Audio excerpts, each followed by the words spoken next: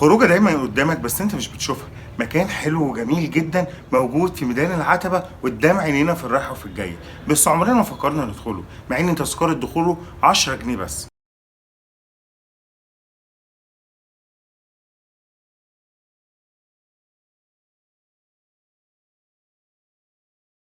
اول ما هتخش المكان دوت هتلاقي فيه تحف كده وحاجات انتيكه وماكيتات جميله جدا ان انت تستمتع بيها وتضحك وتتبسط.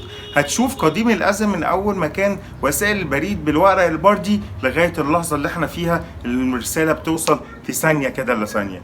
هتشوف كمان تسلسل زي الرسمي للرجل البريد من قديم الازل لغايه دلوقتي. هتشوف تسلسل الصناديق، هتشوف تسلسل الشنط، هتشوف تسلسل حاجات كتير قوي، المفاتيح، حاجات كتير قوي من قديم الازل من اول سنه 1929 اول رساله جت من لندن لاسكندريه لغايه اللحظه اللي احنا فيها دي. تطور جميل، مكان جميل قوي هتستمتع بيه ونضيف وانتيكا، متحف قديم قوي من اقدم متاحف البريد، مكانه في ميدان العتبه مباشره، تذكره الدخول 10 جنيه. مكان جميل جدا جدا، اوعى يفوتكم.